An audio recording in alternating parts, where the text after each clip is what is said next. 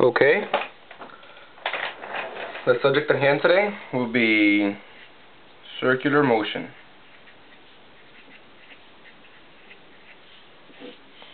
And really, only one equation pops into mind, and that would be the centripetal acceleration, which is v squared over the radius out of which you're studying. Okay, now from this we can derive the force of centripetal. So centripetal force will be just mass times the centripetal acceleration. Now let's try a simple problem. A simple problem would be one including a ball just rotating about an axis with a string of length L, and that would be it. We're just trying to find V. Now, you may say, well, how can we find the rotational movement of this and find in case V with such little information? Well, it's actually simpler than it looks.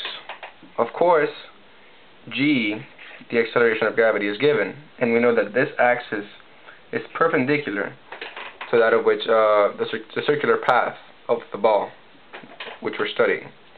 Now, L is given, G is always given, and theta, the angle between the axis of rotation and the string that of which is actually carrying the ball. Now, there's a shortcut to finding V.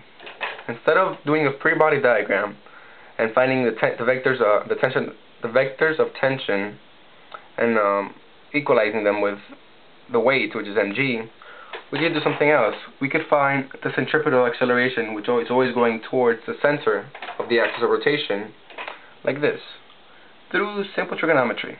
Okay, now, we know from trigonometry that the tangent of an angle is equal to its opposite over its adjacent side. Correct? This only works in right triangles, but we already know that this is a right angle. So this is a right triangle. Now, we can work with G. We can say that the tangent of angle theta will be equal to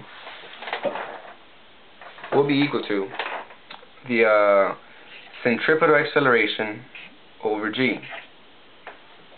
Right? Okay, now that's the simplest way to find the centripetal acceleration. And that this cuts down a lot of steps for us. Now that we have the centripetal acceleration, we'll call it G tan theta. We can work also with some other trigonometric functions. We'll make this equal to the equation v squared over r. And we're trying to find V.